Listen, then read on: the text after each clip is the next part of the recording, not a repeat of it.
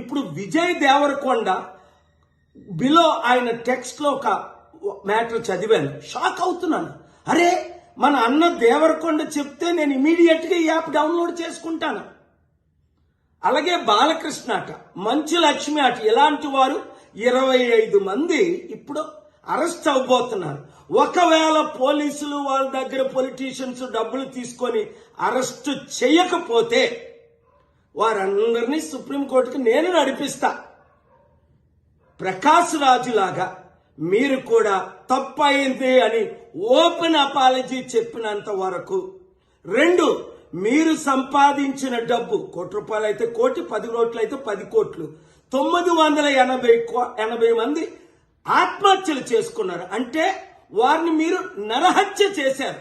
మీ influence, మిమ్మల్ని ఎంతో follow అవుతున్న ఈ ఫాలోవర్స్కి మీరిచ్చే గిఫ్ట్ ఇదేనా? మానవత్వం లేదా? దైవత్వం లేదా? రాక్షసుల్లాగా వాళ్ళ జీవితాల్ని మీరు దోచుకోవడమేనా? ఎండ్ ఆఫ్ ద డే మీకు మిగిలింది ఏంటి? ఆత్మకు శాంతి కావాలా? మనసుకు రక్షణ కావాలా? నెమ్మది కావాలా? ఫ్యూచర్ మంచి పేరు కావాలా? లేదా చరిత్రహీనులుగా మిగిలిపోవాలా? ఆలోచించండి. 72 గంటల టైం మీకు ఇస్తున్నాను. అందరికీ నమస్తే. I respect your time. అందరూ చాలాసేపు నుంచి వెయిట్ చేస్తున్నారు. ఇన్వెస్టిగేషన్ జరుగుతోంది, మీ అందరికీ తెలుసు. విషయం కోర్టులో ఉంది. సో దీని గురించి ప్రస్తుతము మాట్లాడడం అన్అఫీషియల్ అవుతుంది. ఆ విషయం నాకంటే బాగా మీకే తెలుసు. సో డెఫినెట్గా మేము ఇన్వెస్టిగేషన్కి కోఆపరేట్ చేస్తున్నాము.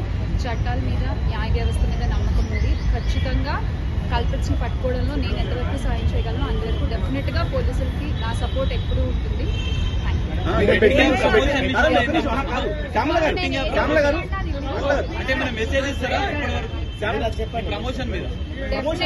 డెఫినెట్ గా ఇది తప్పు. అండ్ ఆ కుటుంబాలకు ఎవరైతే నష్టపోయారో వాళ్ళకు కూడా ఖచ్చితంగా ఆ లోటు ఎవరు తీర్చలేనిది.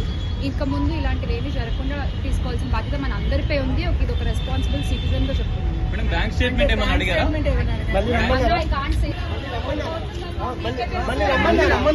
ఏం చెప్తారు?